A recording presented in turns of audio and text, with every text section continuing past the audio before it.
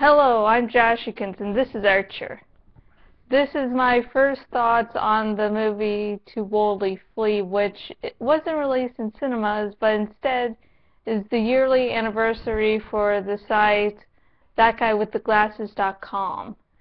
Now I'm going to bring this next part up first because I might forget about it later, and this is pretty damn important as it left a big impact on both the movie and the rest of the site. For those of you who don't know, the Nostalgia Critic is really, I think, what many people consider to be the main thing for thatguywiththeglasses.com. And in To Boldly Flee, it looked like the Nostalgia Critic was gone. And so Doug Walker, who plays the Nostalgia Critic, had to come up and say, yeah, he's really gone. He's not gone forever. He may pop up from time to time. And myself, I find it sad that the Nostalgia Critic is going. I mean, he ran his run, and he didn't let the character become overused. But at the same time, it's still sad and heartbreaking. However, for those of you morons who are thinking of leaving the site just because the Nostalgia Critic is gone, there are a lot of other reviewers on the site. Plus, Doug Walker is going to have a new show on the site, too. There's Linkara, The Last Angry Geek, Phalis, Obscura Lupa, and a bunch of others. So, anyways, this film starts up where the last anniversary left off with Mati being shown to die. And I like that they had this sort of continuity in the movie. You know, that what we thought was the solution to the problem last year actually became the beginning of a problem. Because as the movie progresses, we find out that Mati is seeking revenge on the Nostalgia Critic for how badly he was treated. And we get references to the last anniversary, Suburban Nights, where we think Mati was just this dumb idiot who didn't know that, you know, this quest the Nostalgia Critic was sending him on, we all thought Mati just thought nothing of it. Well, we find out that Mati actually knew shit. And there are a lot of Star Wars references in this one. Let's see. We also get Linkara's character of Mecha Kara appearing as a villain in this movie. So it's nice to see one of Linkara's villains here. And the thing is also, it was funny because none of the crew, none of the other people on the side recognized Mecha Kara, you know, as not being of Linkara. Even when Mecha Kara gave, you know, big giveaways. And let's see, there was the Distraction song, which was not the best song, but, you know, these aren't professional singers we're talking about here. But it was a funny scene due to them describing exactly what the good guys were doing, being a distraction. And also, Owen Citizen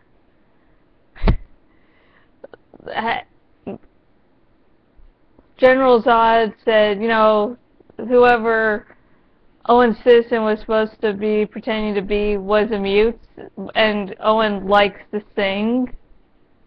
And so throughout the whole song, you're just waiting for Owen to get the mic and start to sing.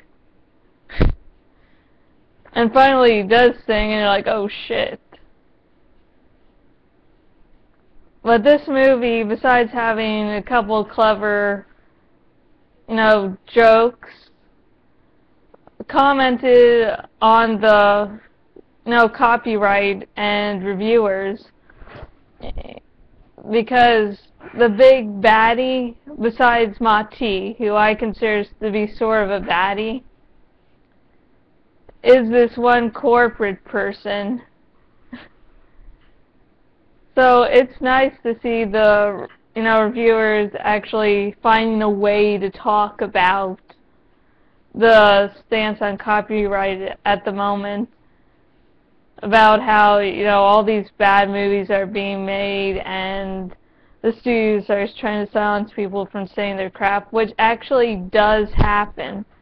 I think it was the Cinema Snob, played by one of Brad Jones's characters. On YouTube, he switched from YouTube to Blip because he reviewed, I think, Nail Gun Massacre or something, a Z-grade movie. And the people that made the movie didn't like it. And so they, took him off YouTube, and so he decided to move to Blip. Yeah. So all these copyright things do happen, and me being a reviewer, a blogger, I've kept up with them somewhat. So it's nice to see the movies talking about that. Also, it manages to talk about the process of writing, such as, plot holes. The Mati is inside a plot hole, which is going to destroy the universe. Of course, first going to take out the nostalgia critic. But yeah, we have some character arcs with the Cinema Snob, Alou Mockery. The Cinema Snob goes over to the dark side and goes corporate for a little bit. And Luke Mockery plays the part of Luke Skywalker and manages to, take the Cinema Snob back. It's just all around a good, fun film. And at the end, where the whole nostalgia critic comes up, and he actually meets Doug Walker. And I always find this to be amusing to see how, writers handle putting themselves in the story and what their characters will think. Because as a writer, I know that I've done a lot of shit to my characters, and I will continue to do shit to them. I've outlined the 4 series. And so I wouldn't like to meet my characters just because I'd be sort of scared. But anyways, the nostalgia critic meets Doug Walker, and Doug Walker explains the situation to him, giving him an option of, you can, go outside to reality, and there's no rules, no plot, it's just a random jumble, or you can, stay. And Mati, that was Mati's whole plan, to get the nostalgia critic to, go outside, go into reality, and totally destroy the fictional universe the nostalgia critic was originally in. And of course, the nostalgia critic decides to instead choose the third option of going inside the hole and stabilizing it. Really long story short. And just the whole meeting between the nostalgia critic and Doug Walker. Doug Walker explained about characters, how, you first write a character, and that character is yours. But then a character evolves so much to the point that they're the ones making you write instead of you the ones writing them.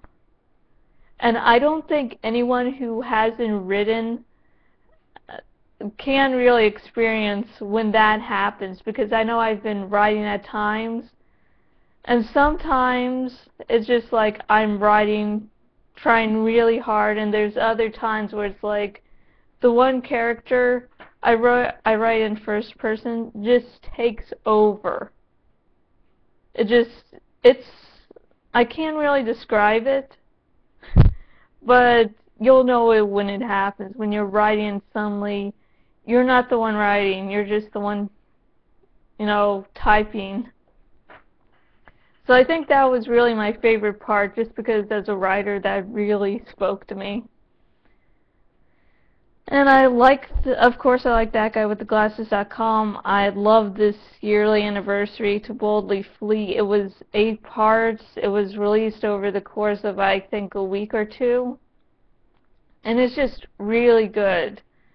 It's a good combination of seriousness and comedy, because these people do comedy really well, as well as setting up a good story. Yeah. So that's going to be it for the first thoughts. I probably went over the place. I know I did not mention everything, and I gave away the ending. Spoiler alert. Yeah. So that's going to be it for this first thoughts. I will have my review up, and if my review and this combined don't answer your questions of what I think, you can contact me on my Facebook, facebook.com/jashykins fan page. You can hit me up on Twitter, jashykins. I am, of course, the owner of jashykins.blogspot.com, where you'll be able to find the review of the movie once I get it up. And I don't know how long that will be, since I do have 2 other videos to do today. Yay! But if you're viewing this on YouTube, subscribe, like. If you're viewing this on my blog, thank you just for watching. And please share amongst your friends. Also, if you're on my blog, you'll see in the links the link to my cafe press shop. That will, of course, support my blog and myself. Because, I'm not in a very stable situation at the moment. So anything you buy at that shop will help me out a little. And until next video, goodbye.